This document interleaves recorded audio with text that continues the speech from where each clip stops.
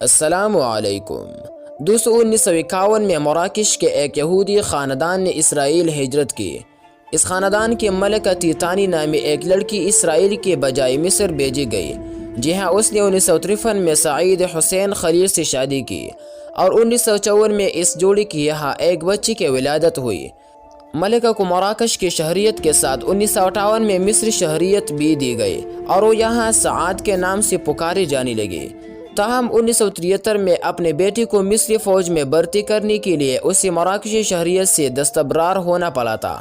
ملکہ کا سگا ماموں عوری صباغ اسرائیل کے قیام کے بعد 1951 سے 1968 تک وہاں وزیر تعلیم و تربیت سمیت کلیدی عہدوں پر فائز رہا۔ ادھر مصر میں اس کا بانجا فوج میں ترقی پاتا رہا، یہاں تک کہ وہ بعد میں جنرل کے عہدے تک پہنچ گیا، لیکن بظاہر مسلمان دوستوں اور کافی دیندار، یہاں تک کہ اس جنرل کی بیوی کی کوئی تصویر بھی کسی نے نہیں دیکھی تھی۔ بس اسی ظاہری دینداری سے مصر کی نو منتخب اسلام پسند حکومت دھوکہ کھا گئی اور صدر مرسی نے 12 اگست 2012 کو صدارتی حکم نامے جاری کر کے اس جنرل کو آرمی چیف اور وزیر دفاع کے عہدے پر فائز کیا۔ جانتے ہیں یہ جنرل کون تھا دوستو؟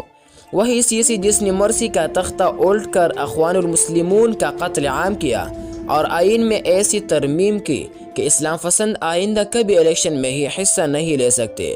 حکومت میں آنا تو دور کے بات ہے، یہ 60 سال پہلے بنایا گیا پلان نہایت کامیاب رہا اور اسرائیل مصر کی جانب سے مستقبل بعید میں بھی ہر قسم کے خطرات سے مکمل طور پر محفوظ ہو گیا۔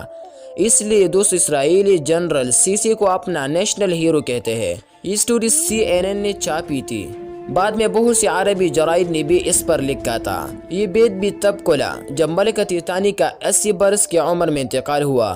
اگر جنرل سیسی اس کے موت کو خفیہ اور تمام رسومات کو پردہ اخفاء میں رکھنے کا سختی سے حکم نہ دیتا تو شاید 200 ذرائع ابلاغ بھی کوچ میں نہ پڑتے۔